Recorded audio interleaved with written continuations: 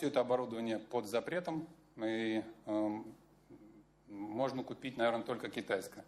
Руководитель уфимской компании рассказывает о разработанной ими установке для гидроразрыва пласта. Такой пользуются все крупные нефтяные компании, в том числе Татнефть. Сегодня он представляет российскую разработку с полностью отечественными комплектующими. Обычно это американские машины, достаточно тяжелый дизельный двигатель. Мы взяли эту схему, поставили газотурбинный двигатель ГТД-1250, это танковый двигатель от Т-80. Наш насосный агрегат можно полностью укомплектовать российскими деталями. Гендиректор Татнефти Наиль Маганов отметил, что в сентябре с этим оборудованием был небольшой дефицит, но на сегодня все потребности закрыты. Ознакомиться с продукцией делегация Татнефти приедет в Уфу. Я считаю, что то, что Россия движется в этом направлении, очень важно, потому что надо развивать свои производства. Об универсальных системах очистки воздуха рассказывает московская компания. В них используют активную холодную плазму, нет дорогих расходников сорбентов.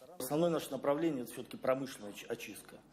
Там мы очищаем воздух от вредных веществ, выбрасываемых в атмосферу, включая окрасочные комплексы, стенды для двигателей внутреннего сгорания, пищевые заводы, фермы. Эти системы используют для очистных сооружений. Прорабатывается даже установка оборудования в московском метро. Рафинат после совещания состыкуюсь с нашими городскими властями, ну и руководители промпредприятий тоже зафиксируют. Запахи всегда очень люди отрицательно реагируют, и, конечно, вот эти вещи надо учитывать. Об открытиях ученых КФУ рассказал замдиректора Института геологии и нефтегазовых технологий Владислав Судаков. Это новые геохимические методы для ухудшающихся запасов нефти в помощь искусственный интеллект. Рустам Миниханов попросил оценить взаимодействие университета с Татнефтью. Все деньги, которые компания туда Татнефть вкладывает, они окупаемые инвестиции, и там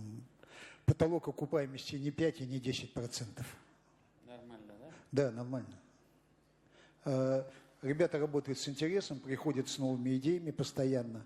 Считаем наше сотрудничество продуктивным. Здесь вот, обобщить наш потенциал Федерального университета, Альметьево нефтяного института, Татнефть, чтобы вот это такой мощный консорциум был.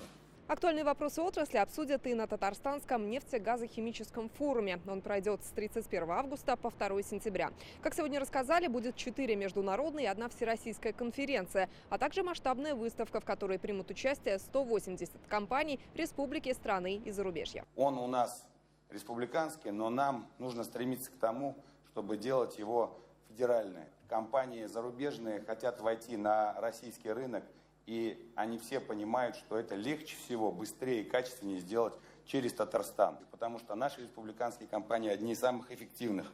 Форум пройдет на Казань-Экспо и в этом году будет посвящен 80-летию добычи нефти в республике. Алина Зинатульна, Алмаз Заединов, ТНВ, Казань.